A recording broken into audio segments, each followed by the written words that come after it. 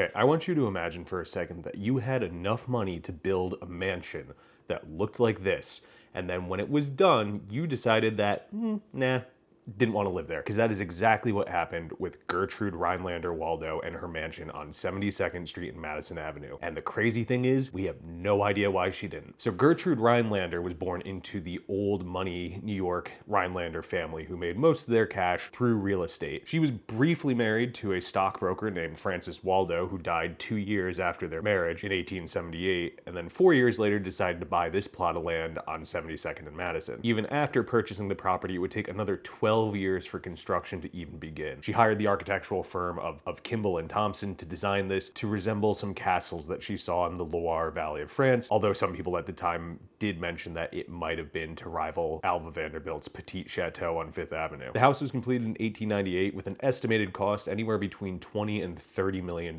today. But rather than move in, Gertrude decided to fill it with various antiques that she collected during her European travels, all while living across the street with her unmarried sister. There were various attempts throughout her ownership to purchase the mansion. She apparently stopped paying interest on the mortgage, and when the bank tried to foreclose, she paid all of the money up front. There was also a sale where allegedly they were down to signing the paperwork, and Miss Rhinelander Waldo just stood up and said, "I don't think I want to do this anymore." She was severely in debt, and the house began to deteriorate during her lifetime, and because it was a pretty open secret that this house was full of antique treasures, it was broken into multiple times and looted. After her death in 1914, the Dime Savings Bank seized the property and wanted to demolish it to build an apartment tower. However, there was a very strict covenant in the deed of the property that it had to be a single family home. That being said, the bank did argue that an apartment building is technically a bunch of single family homes stacked on top of each other, but they ended up losing in court. It would take another decade for anybody to move in, and at that time it was an antique dealer on the ground floor, and they split up the top floors into 2 different apartments. The house would basically languish for most of its history until the 1980s, when Ralph Lauren decided to come in and restore the building to make it their flagship New York store. But back to Miss Gertrude Rhinelander Waldo. Despite everything that I've looked through, despite everything that anybody who knows anything about New York City history has looked through, there really isn't any paper trail of why she decided not to live here. Some people speculated that she just wanted something nice to look out her window at. That's probably not true, and I only say probably because I don't have $20 to $30 million to make the